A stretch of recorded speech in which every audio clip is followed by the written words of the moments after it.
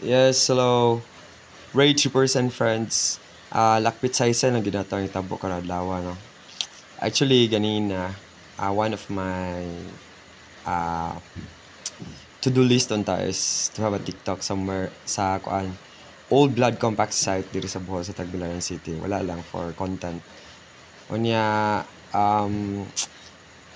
middle of the day or sometime today, naka-decide ko nga i-cancel na lang ang pag-stop dito. But actually, pag uli na mga 3 kanina, uli unta ko, mudong ko, muli ko sa Albuquerque. Pag-abot diha sa may Blood Compact na yun, kung yung traffic kayo. Then, I found out nga naaday na disgrasya na iba, nga gamotor nga nabangga, ano po nga hatchback, or Kia. Yeah, Kia. So, mo to, na traffic siya. So, nihunong na lang sad ko na nakimarites gamay. So, tanaw lang kung unsan hitabo. Walang ko nag-video sa panghitabo kay wag naluoy ko sa bahay kadugo-dugo jud siya. So, I hope okay siya dito sa ospital. And gakog dito siya, wala siya katindog kay sa kasakit siguro. Ako naka-experience naman sad ko nga motor accident po a year ago.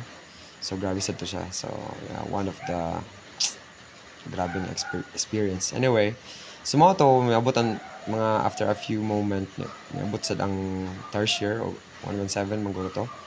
Kanang emergency unit siya diri sa Tagbilaran or sa Bohol man siguro. And then later on ang police of course to check kung unsay mga maybe for insurance purpose or if ever nga mag-settlement ang mga parties nga involved sa accident. So mo to siya, then ako na lang give take po dong time after adto nga mag tambay-tambay sa Blood Compact site kay istorya pa ang mga tao. Then niya na tong mga tao dito nga naapod ko nung nitubag nga accident dito sa Dawis. Kuan gihapon, auto gihapon og motor. But so kuan ang kakuan lang gid ganina. The crazy thing about this afternoon kay 3 PM mga almost past 3 naman siguro tong hitabo tong first road accident. Nanasay nahitabo mga 5 minutes after 5 PM. Pero kanang vehicle sa noon siya walay na kuan nga tao na naangin nga tao. Wala rin na injure nga tao. Kuan lang dihay padung mo park sa may Ocean Suites dapit or sa Blood Compact jud site mismo gyud. Nga murag L3 man siguro to.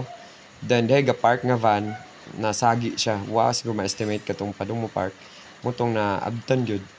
So in a day 2 road accidents. So I think I have the video sa kuan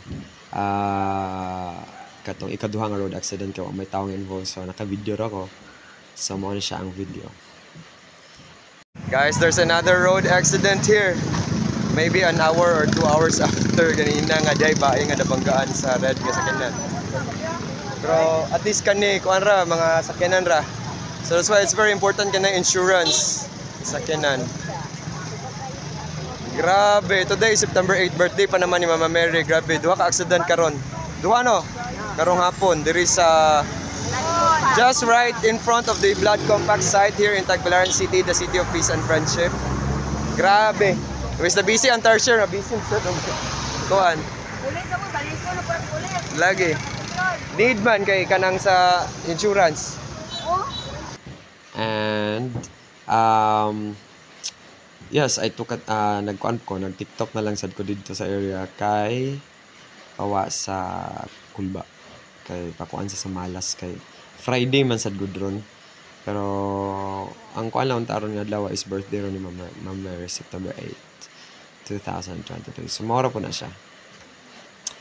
Keep safe, especially kung nasa road, guys. Drive safely. One in a million, you once in a lifetime. You made me discover one of the stars above us. You want. They know all my money sure. I don't ever get it one way. Yeah, spend it and I get it same day. But hey.